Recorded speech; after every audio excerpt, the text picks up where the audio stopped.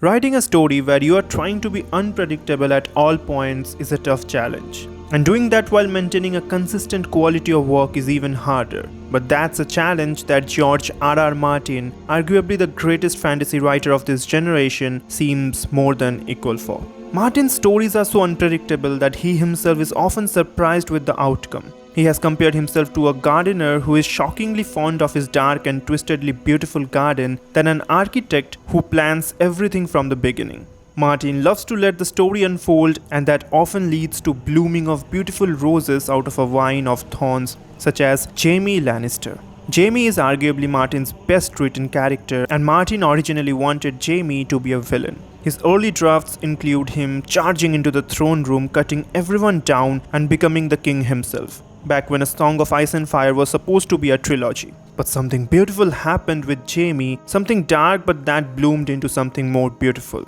Jaime seems like the perfect anti-Aragorn. He is introduced as a knight in shining armor, while Aragorn is introduced as Strider, a rough and raggedy ranger. Aragorn is honorable and smart, and Jaime tries to murder a child when he is caught having sex with his sister. Jaime is a villain. That's the impression the audience has for the entirety of the first book and the first season of Game of Thrones. If Martin had written Jaime the way he had originally intended, then Jaime would have become an anti-Aragorn, but he would be far less of a character than he is now. In Jungian psychology, there exists the concept of anima and the animus, the female part in a male psychology and the male part of female psychology. The ideal archetypal hero changes and improves himself to protect and serve the kind he intends to fight for and be worthy of the princess. Nala's role in Lion King is to pull Simba out of the squalor with Timoni and Pumbaa and rise responsibly as their rightful heir to Mufasa and king of the Pride Rock. She is the anima. Steve Trevor guides and breaks Diana's notions about the world and helps her pick a better path that doesn't include violence and destruction and fruitless glory so that she can become the heroic Wonder Woman. He is the animus. There are various examples of the anima and the animus in fiction. There is Aragorn and Arwen, or Clark Kent or Lois Lane, but certainly not Jaime and Cersei. In fact, in presence of Cersei, Jaime deteriorates as a person and gives in to his worst impulses. Some of them understandable, while some of them just cruel.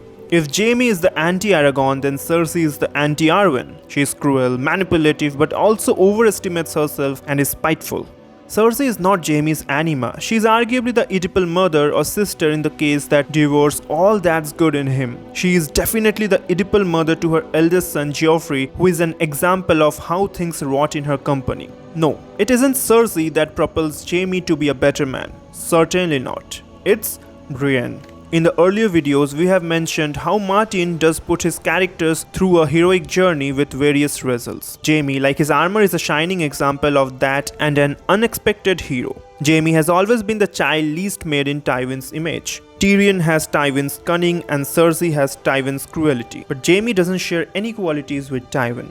Unlike Cersei and Tywin, he never hates Tyrion, and they were true brothers growing up, enjoying the company of their uncle, Gerion Lannister, who disappeared in the ruins of Valyria. Jaime wants to be a knight, and he wants to live honorably, and he has a genuine desire for that. It isn't superficial. He isn't doing any of it for personal glory or self-gratification. He genuinely wants to defend those who cannot defend themselves, and he has no issues keeping vows when Cersei isn't present. Jaime is the son of the richest man in Westeros, and his notions about honor and valor in his juvenile years, though admirable, are naive. They are reminiscent of Sansa and her fantasies. Jaime is more than up for the challenge and is named to be the best swordsman of his age by Martin, and he attained the knighthood at the mere age of 16. He grew up admiring all the greatest knights in the realm, Sir Arthur Dane, Sir Barrister Selmy, and Sir Brendan Blackfish. When the Mad King appointed Jaime in the King's Guard, he couldn't be happier. This was his dream, and most importantly, since his father was the Hand of the King, Cersei was at the Red Keep. But this was just a scheme by the Mad King to further slight his hand. As a King's Guard, Jaime could no longer hold any titles. He is denounced as an heir and can never marry, which means Tywin has to rely on Tyrion to continue House Lannister. Tywin leaves the Red Keep with Cersei, and Jaime is alone, a hostage of the Mad King, to further torture Tywin. We know what happens next. Jaime kills Aerys Targaryen and saves King's Landing from an inferno of wildfire and is labeled as Kingslayer, Oathbreaker, and now after losing a hand, he is taken by Brienne to Lady Stoneheart. There seems to exist an odd irony amongst the Lannisters. Tyrion kills his father, yet has dreams where he wants to be admired by him. Tyrion is everything Tywin wants as a son, a strategist who can play the Game of Thrones, yet hates him for being a little person. Cersei wanted to marry the future king Rhaegar, however Rhaegar dies, but she gets to marry Robert Baratheon, who doesn't love her. Tywin wants his family legacy to be that of greatness, but it's because of him that it's ruined. But no one even compares to Jaime. Jaime's most heroic deed, saving King's Landing, made people hate him. His least heroic act, pushing Bran from a tower in an attempt to murder him, awakened Bran's abilities as a warg and a greenseer that had probably saved the world. He is loved by Tyrion for the lie that Tysha was a common whore. He loves Cersei, but she betrays him and doesn't love him. He wants a clean death. If he were a cripple, he becomes a cripple and lives on. He's always wanted to be Sir Arthur Dayne, but somewhere along the way, he becomes the Smiling Knight. He kept his promise to Brienne and Catelyn, and they both are probably gonna hang him for it. Martin does an incredible job in maintaining a beautiful and consistent arc for Jaime despite their ironies. Life is harsh, and it's harsh for most people, and in our struggle for existence, before death we die many times over. We build notions about the world, and as those notions die, we feel betrayed and broken, and then we put ourselves back again and move on. Death is often a relief and seldom a bad thing. It's the end of suffering in many cases. Death in great stories is innocent. What is cruel is what follows death. That is hell.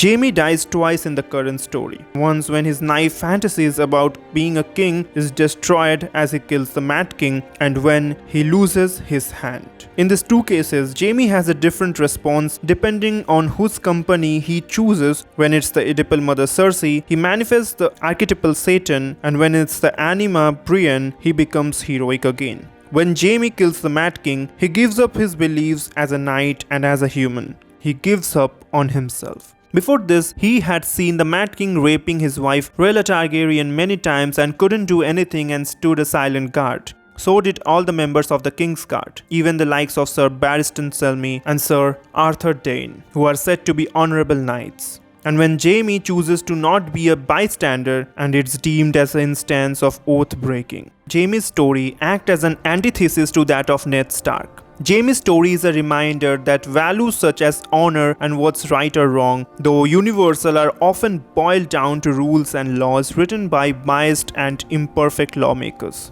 As Jaime gives up his beliefs, he relies more and more on Cersei, who doesn't really love him, sees a part of herself in him. This is Jaime's hell. After death, there is hell. After destruction, there's the abyss. Everything that Jaime wished and worked for is gone and will never be better. Then Jaime is captured by the Northerners in the War of Five Kings, and the Catelyn stupidly frees Jaime and sends him off with Brienne. On their journey, Jaime japes and cruelly mocks Brienne a lot, and because he can't keep his mouth shut, a trait in every Lannister, his sword hand is chopped off. This is his second death, and what follows once again is hell. Jaime is scared now. His strength as a swordsman is destroyed. His spirit as a knight is destroyed, and he is understanding how lucky he was being son of Tywin. Jaime breaks down the moment he faces reality, a heart-cruel reality where people have their loved ones taken away from them all the time. With Brienne, Jaime changes. He stops making inappropriate jokes and insults around her. He becomes more humble and more like a knight. Under Cersei, Jaime wants to commit evil so that people may join him in the pain. With Brienne, he wants to take his pain and make sure no one suffers as bad as he did. When Jon Snow wants to leave the Night's Watch, Maester Aemon asks him, if Ned Stark had to choose between honor and love, what would he do? He would do whatever was right. Maester Aemon says, Lord Stark is one man in 10,000. Most of us are not so strong. What is honor compared to a woman's love? And what is duty against the feel of a newborn son in your arms? Or a brother's smile? Sam told you. We're all human. Oh, we all do our duty when there's no cost to it. Honor comes easy then. Yet, sooner or later, in every man's life, there comes a day when it is not easy. A day when he must choose. But Ned Stark does give more importance to love than honor, doesn't he? A Song of Ice and Fire often points out the duty and honor without love is hurtless and benefits no one. It was Tywin's duty to punish houses Rain and Tarbeck with death for raising their swords against the Liege Lords. And it was Tywin's duty to his house to see its legacy inscribed in stone, and he schemed and plotted for years to see that happened, but it was loveless and full of dishonor. Tywin Lannister ordered the death of Ilya Martell and her children. It's duty and honor to punish loyalists of the enemy. And Robert was more than happy for it, but it's not right. On the other hand, you have Stannis Baratheon, the rightful king, who also performs duty and cares for honor, but he's not bereft of feelings of animosity against his brothers for not loving him. He resents Robert for treating Ned more as a brother than him, and he does dishonorable acts with Melisandre and commits fratricide by killing his own brother, Renly.